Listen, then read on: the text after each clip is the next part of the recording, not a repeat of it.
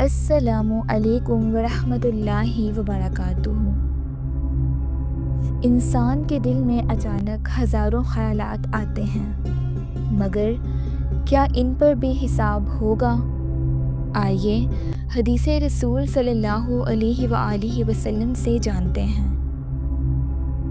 روایت ہے، حضرت ابو ہریرہ رضی اللہ عنہ سے فرماتے ہیں کہ فرمایا نبی صلی اللہ علیہ وآلہ وسلم نے، یقیناً اللہ تعالیٰ نے میری امت سے ان کے دلی خطرات میں درگزر فرما دی جب تک کہ اس پر کام یا کلام نہ کر لیں۔ وضاحت: یہ حدیث ہمیں اللہ کی رحمت اور امت محمدیہ کی خاص فضیلت سمجھاتی ہے۔ دل میں جو برے حالات اچانک آ جاتے ہیں ان پر اللہ تعالیٰ پکڑ نہیں فرماتا۔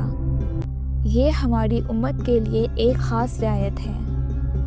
پچھلی امتوں پر ان خیالات پر بھی مواخذہ ہوتا تھا، لیکن اگر وہ خیال دل میں جم جائے اور اس پر خوشی یا لذت محسوس ہو تب بھی ابھی پکڑ نہیں۔ البتہ اگر کوئی انسان برے کام کا پکا ارادہ کر لے یا اس پر عمل کر لے تو اس پر مواخذہ ہوگا۔ اس لیے اچانک آنے والے وسوسوں پر پریشان نہ ہوں، مگر اپنے ارادوں اور اعمال کو ضرور درست رکھیں۔